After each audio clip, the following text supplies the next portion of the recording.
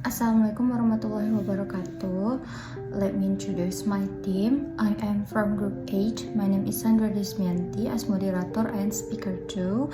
And my friend name is Cynthia Ramadir as speaker 1. Okay, I'm Cynthia Ramadir as speaker 1, and now I'd like to explain to you the definition of comparative and contrast paragraph. The definition of comparative and contrast paragraph are: to compare is to examine how things are similar, while to contrast is to see how they differ. And a compare and contrast is like to first looks at the similarity of two or more objects and the difference. And so, the comparative and contrast paragraph atau paragraf perbandingan merupakan sebuah paragraf yang menjelaskan sesuatu dengan membandingkan dua hal yang memiliki kesamaan. Biasanya, paragraf perbandingan ini digunakan untuk menjelaskan objek yang saling bertolak belakang. And next, the purpose of comparative and contrast paragraph. The comparative and contrast paragraph have four purposes. First, to determine the superiority of one thing over another. For the example, decide which one to buy, comparing features. Second, to explain something that is unknown by comparing with something that is known. For example, describe how an electric car works by comparing its function with that of gasoline. Third, to show how something has changed. For example, compare and contrast Haiti before and after the earthquake in 2010. And the last thing is to show that two apparently similar things are in fact quite different, or to show that how apparently the similar things are quite similar. For example, discover that two different cultures have some important things in common.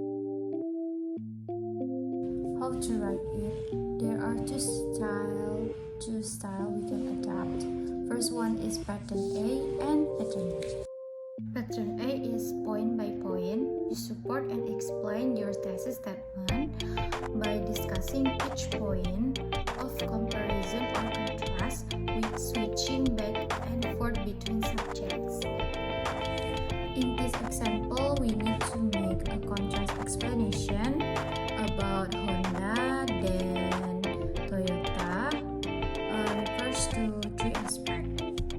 First is Honda is a cost of maintenance. In this part, we can make a contrast or compare about Toyota and Honda. And the second one is performance. We can make or explanation about contrast it or compare the Honda and Toyota. And the last one is comfortable. In this two, we make contrast or compare about the Honda and Toyota.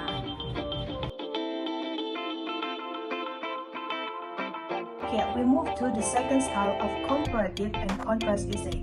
We call that all of one or all of the other, or sometimes it's called as a block style. Let's see this statement. The Honda is a better car than the Toyota. This is the same thesis statement with the previous one, but in this case, we need to give an explanation or a explanation between Honda and Toyota. That's on the subject or the variable here. There are two variables that we want to compare or contrast between a Honda and a Toyota. So in this kind of style, we need to explain each variable with the same aspects. For the example, let's see here. The Honda, we give explanations about Honda from the cost of maintenance, performance from Honda, and also the comfortable. After that, we move to the second variable.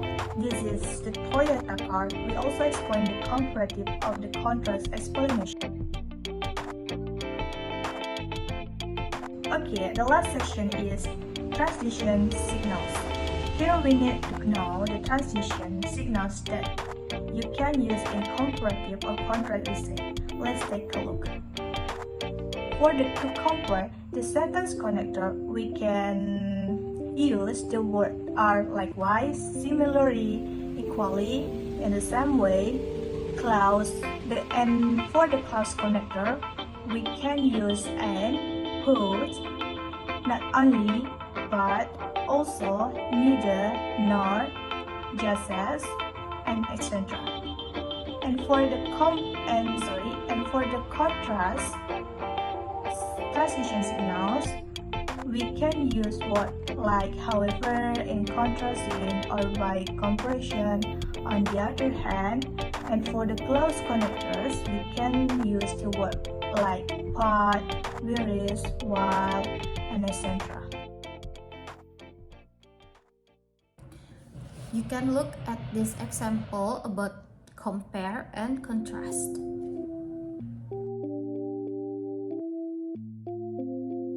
Okay, the conclusion from the subject is, a comparative and contrast is a style of essay that points out the similarities and differences between two or more subjects. It's ideal for showing what separates and uniquely relates things or concepts, particularly if the subjects are often confused for each other or injustly lumped together.